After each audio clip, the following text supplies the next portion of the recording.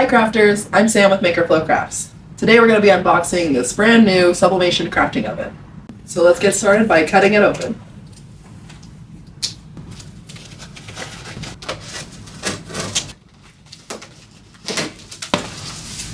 So now that you've cut open the oven, let's go ahead and open up the box.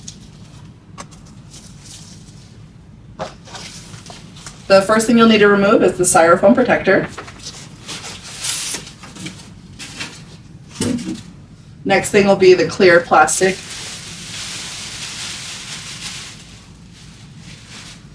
And then you'll be able to pull out the oven.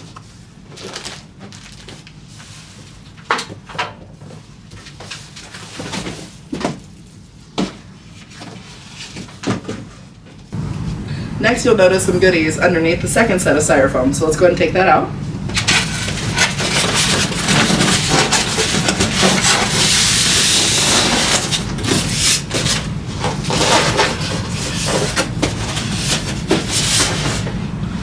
You'll notice right in the styrofoam itself, there's going to be a mesh rack for the oven.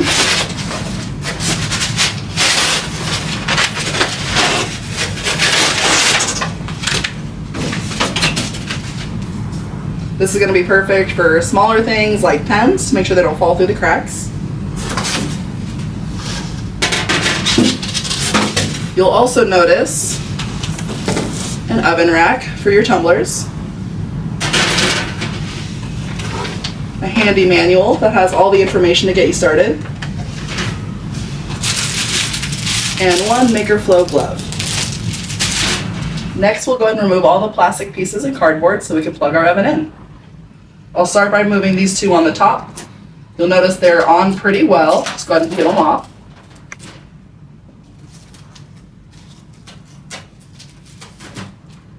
And then there's going to be two on the bottom.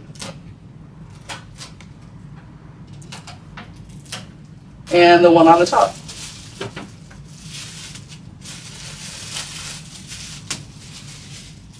Then inside the oven, there's going to be a few more things to remove.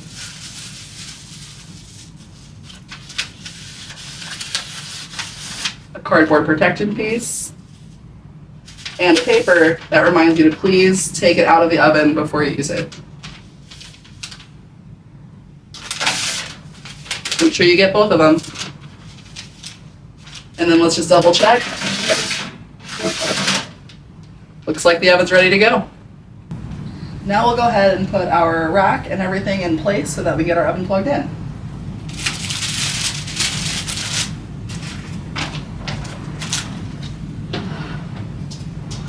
For this trick, I usually like to place this rack specifically on the very bottom. That way you can stand your 20-ounce skinnies up in here and not have to lie them down. For this one, the curves need to be pointed upward, and then you'll just slide it right in.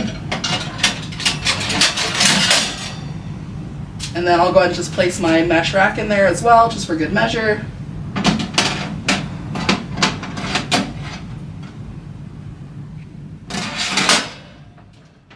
Next, we'll go ahead and plug in the oven.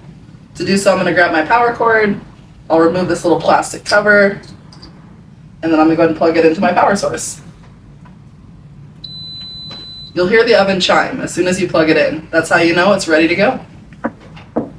And now we're going to go ahead and adjust the settings.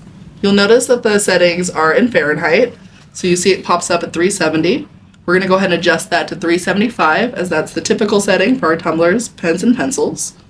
I can do so by just scrolling this knob over, like that. And then you can also adjust your time settings by twisting the other knob on the side. So we'll go ahead and just move it up to 35. What that's going to do is it's going to auto turn off your oven at 35 minutes after it's preheated. Once you've got that all selected, go ahead and click Start to start your oven. You'll notice a few more buttons to your right. There's going to be the low temp dry setting, which is great for ceramics or pottery, other crafting things. And then there's also a hot air button, which just encourages that airflow and really moves the fan and gets everything moving. And then there's the light button. So you can adjust those settings as you like before you start your crafting journey. Once the oven is preheated, you're going to hear a little ding. That's your clue to let you know that you can go ahead and start sublimating. So we'll go ahead and take our 20-ounce skinny. I'm going to stand it right up on that bottom rack and leave it in here for 6 minutes. And that's it. That concludes our unboxing of the Sublimation crafting oven.